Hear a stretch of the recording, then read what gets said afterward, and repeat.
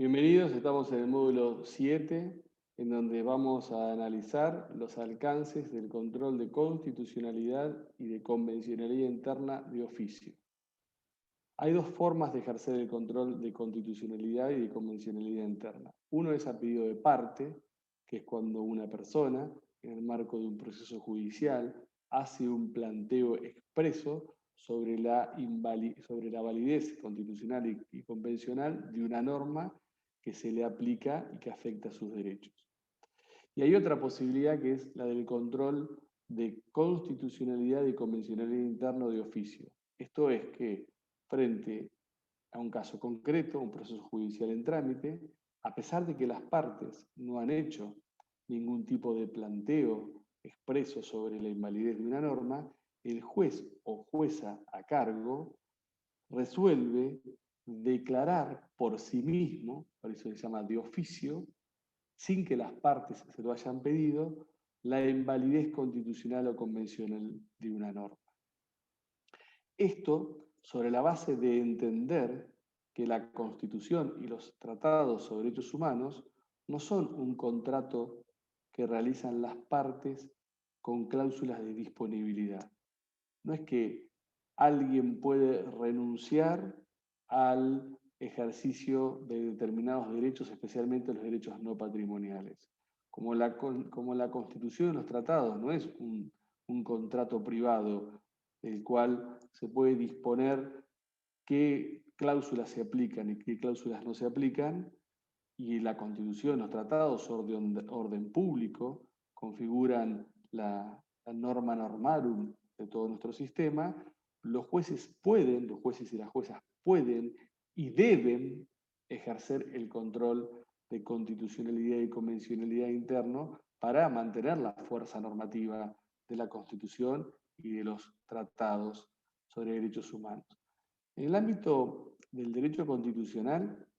la facultad de los jueces de dictar de oficio la inconstitucionalidad de una norma fue severamente cuestionada, rechazada y resistida durante muchos años por la jurisprudencia de la Corte Suprema de Justicia. Hace un par de años, una década, en donde se comenzaron a ver los primeros casos de apertura sobre el control de constitucionalidad de oficio por parte de los jueces. Pero fue el sistema interamericano de derechos humanos aquel que, al determinar las bases y las condiciones del control de convencionalidad interno y establecer que el mismo debe ser ejercido de oficio por los jueces, el que obligó a realizar una readaptación conceptual simétrica con el funcionamiento del control de constitucionalidad difuso. Si el control de convencionalidad interno difuso debía ser ejercido de oficio, no cabía ninguna otra posibilidad que el control de constitucionalidad también se hiciera de oficio, no solamente como una potestad, sino también como un deber. Y esto fue receptado en casos desarrollados por la jurisprudencia de la Corte Suprema, como el caso Videla, como el caso Maceo, en donde la impronta del sistema interamericano hizo que aquello que se venía discutiendo en la jurisprudencia de la Corte Suprema a nivel local o constitucional se consolidara, y hoy una de las características del Estado constitucional y convencional de derecho es que los jueces y las juezas pueden y deben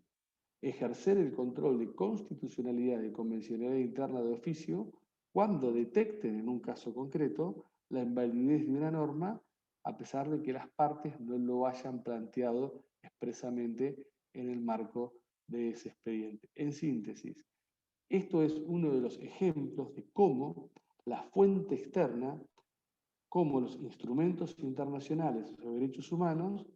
han modificado, reestructurado o reelaborado el funcionamiento del control de constitucionalidad. Cómo los aportes de esta fuente externa lo que han hecho es refrescar un control que, de no existir estos elementos externos, estos aportes por parte de los instrumentos internacionales sobre derechos humanos, hubiese quedado, imaginamos que hubiese quedado petrificado o difícilmente hubiese evolucionado con la rapidez que evolucionó gracias al aporte del derecho internacional de los derechos humanos, de los instrumentos,